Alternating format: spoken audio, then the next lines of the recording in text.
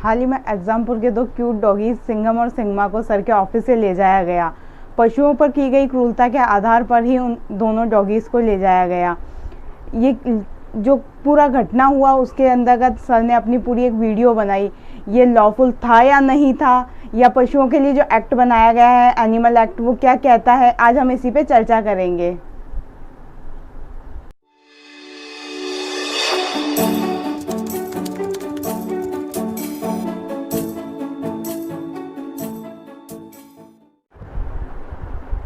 Very warm good evening to one and all. नमस्कार, आप सबका स्वागत है अनलॉक लीगल प्रॉब्लम चैनल पर, जहां मैं एडवोकेट स्वाति जोशी आपकी लीगल प्रॉब्लम्स को लॉक नहीं अनलॉक करती हूं।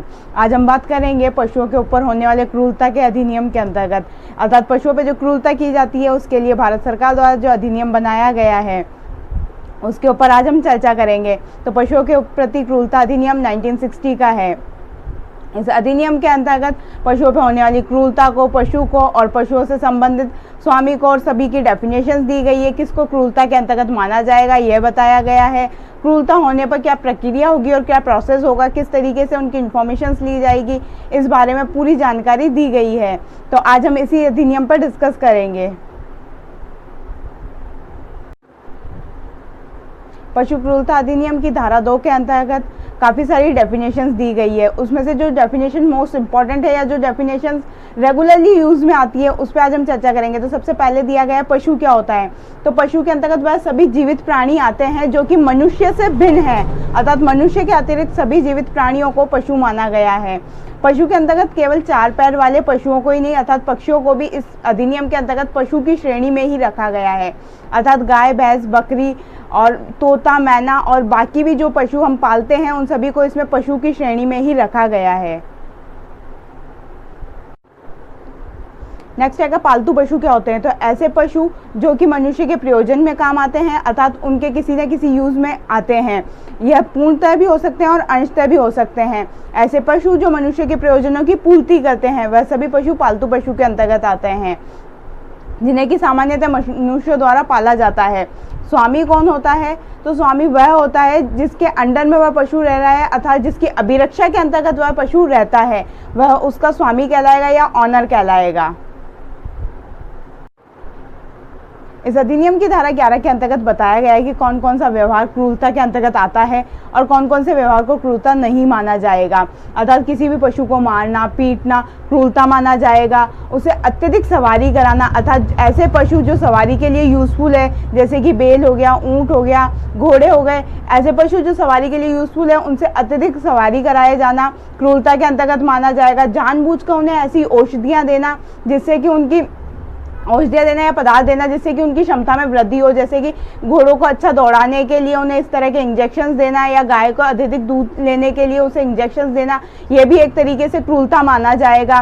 किसी पशु को ऐसी जगह पर रखना जो कि उसकी लंबाई चौड़ाई के लिए पर्याप्त नहीं है, अर्थात किसी भी जानवर को ऐसी छोटी सी जगह में रखना जिससे कि वह ना तो हिलडुल पा रहा है और ना ही अपने आप को व्यवस्थित कर पा रहा है, यह भी क्रूरता की परिभाषा के अंतर्गत आता है।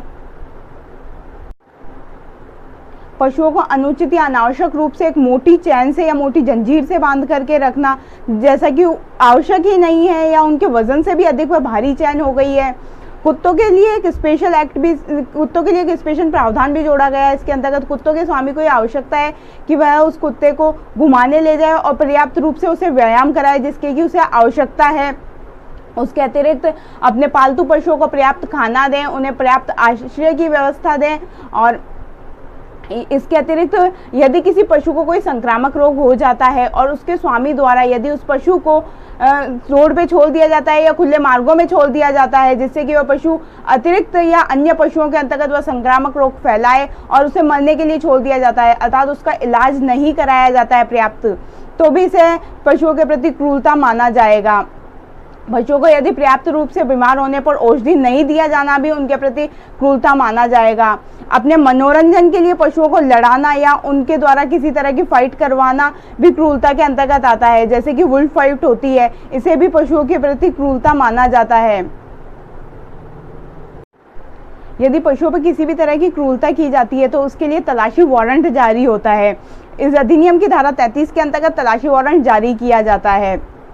यदि आपके द्वारा किसी भी पशु पर जो कि आपने पाल रखा है उस पर किसी तरह की आपके द्वारा क्रूरता की जाती है जो कि धारा 11 की किसी भी परिभाषा के अंतर्गत आती हो, तो उसके लिए एक तलाशी वारंट जारी किया जाएगा, जिसे सर्च वारंट भी कहते हैं। यह फर्स्ट क्लास मजिस्ट्रेट द्वारा या सेकंड क्लास मजिस्ट्रेट द्वारा या एसडीएम द्वारा जारी किया जा सकता है। यह तलाशी वारंट हमेशा लिखित में ही होगा, ऑरली कोई तलाशी वारंट या सर्च वारंट नहीं होता है। लिखित में इतला होने के पश्चात ही एसआई से ऊपर की रैंक के अधिकारी द्वारा ही आपके घर पर या उस स्थान पर जहां पर कि आपने उस पशु को रख रखा है और आपके द्वारा क्रूरता की जा रही है, तलाशी की जाएगी। सबसे पहले ये देखा जाएगा जांच के अंतर्गत कि आपके द्वारा क्रूरता की जा रही है या नहीं की जा रही। यदि की जा रही है तो किस श्रेणी की क्रूरता की जा रही है। क्रूरता किए जाने की संभावना है तो उसे भी जांचा जाएगा, और यदि क्रूरता नहीं की जा रही तो आपके पशु को वहीं छोड़ दिया जाएगा। और यदि आपके द्वारा क्रूरता की जा रही है तो उस पशु को तलाशी के अंतर्गत तलाशी किए जाने के बाद अपने हरेसमेंट में कर लिया जाएगा या अपनी गिरफ्तारी के अंतर्गत कर लिया जाएगा। उसे गिरफ्तार करने के पश्चात जो एसआई से ऊपर की रैंक का अधिकारी है उसी के द्वारा ऐसी जांच की जा सकेगी। परंतु सर ने जो वीडियो बनाई उसके अंतर्गत केवल एक कांस्टेबल दिखाई दे रहा है, उसके पास भी कोई सर्च वारंट नहीं है। आई डोंट नो सर ने क्यों उससे सर्च वारंट नहीं मांगा या उससे ये क्यों नहीं पूछा कि आप किस सेक्शन के अंतर्गत ले जा रहे हैं। वहाँ पर जितने भी लोग थे उन्हें किसी भी को भी इस तरह का कोई आइडिया नहीं था कि ये जो हम इस दोनों डॉग्स को लेकर जा रहे हैं ये कौन से सेक्शन में ले जा रहे हैं या सर के द्वारा किस तरह की क्रूएल्टी इनके साथ की गई है, वो कुछ भी समझा नहीं पा रहे थे। और विदाउट सर्च वारंट वो दोनों को ले गए और सर ने उन्हें आने ही क्यों दिया। सबसे बड़ा क्वेश्चन तो यही होता है, सर ने उन्हें आने ही क्यों दिया। बिना सर्च वारंट आप किसी को अपने घर में आने ही क्यों देते हैं। तो सबसे पहली चीज़ तो उनसे ये मांगनी चाहिए थी, आप सर्च वारंट दो। अगर आपके पास सर्च वारंट है तभी आप तलाशी कर सकते हैं। और उसके पश्चात उन सर को ये कहना चाहिए था कि अगर आपके पास सर्च वारंट है तो पहले आप ये बताओ किस सेक्शन के अंतर्गत हमने क्रूएल्टी की है। तो दोनों ही चीज़ें वहाँ सेटिस्फाइड नहीं हो पा रही थी। सबसे पहली जो चीज़ जरूरी थी वो थी सर्च वारंट, जो कि सेक्शन 33 के अंतर्गत आता है और वो भी मजिस्ट्रेट द्वारा लिखित में होना चाहिए था। ऐसा ऑरली सर्च वारंट नहीं चलता है। धारा 33 के अंतर्गत जब आपकी तलाशी की जाती है और ये पाया जाता है कि आप पशु के साथ वाकई क्रूरता कर रहे हैं तो उस आधार पर उस पशु को अपने साथ ले जाती है टीम।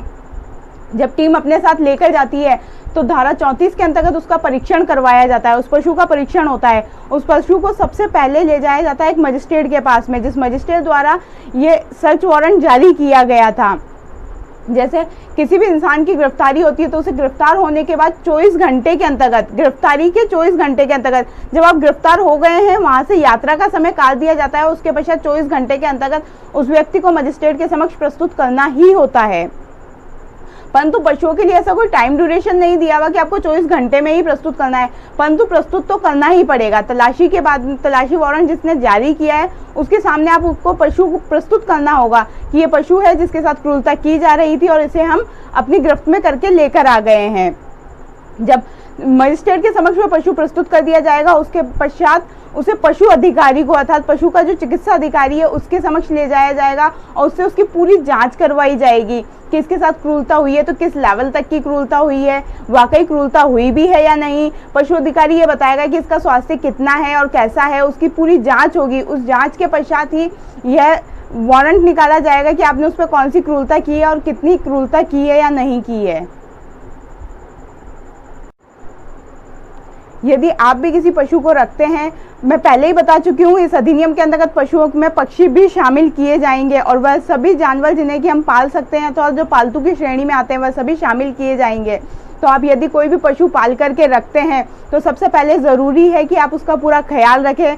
धारा 11 में जितने भी प्रावधान दिए गए हैं उनका उल्लंघन ना करें किसी भी तरीके से। यदि आप पशु रखते हैं तो उसकी पर्याप्त व्यवस्थाएं करें, उसके आश्रय की, भोजन की और उसके पानी की और बाकी भी जो चीज़ें उसके लिए ज़रूरी है उन सभी चीज़ों की उसके लिए व्यवस्थाएं की जाए।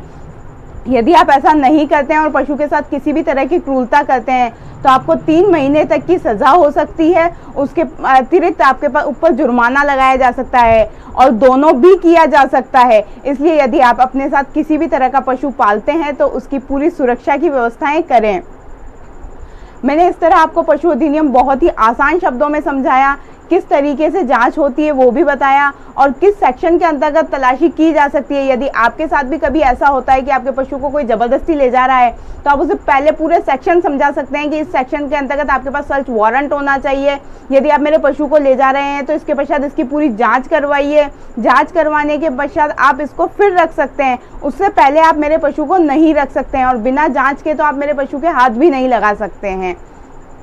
इस तरह मैंने आपको बहुत ही आसान शब्दों में समझाया कि आपको कैसे क्या करना चाहिए। आई होप आपको ये वीडियो अच्छी लगी होगी। वीडियो कैसी लगी वीडियो के नीचे कमेंट करके ज़रूर बताएं। वीडियो को लाइक करें, शेयर करें और चैनल को सब्सक्राइब करें ताकि मैं आपकी लीगल प्रॉब्लम्स को अनलॉक कर सकूं।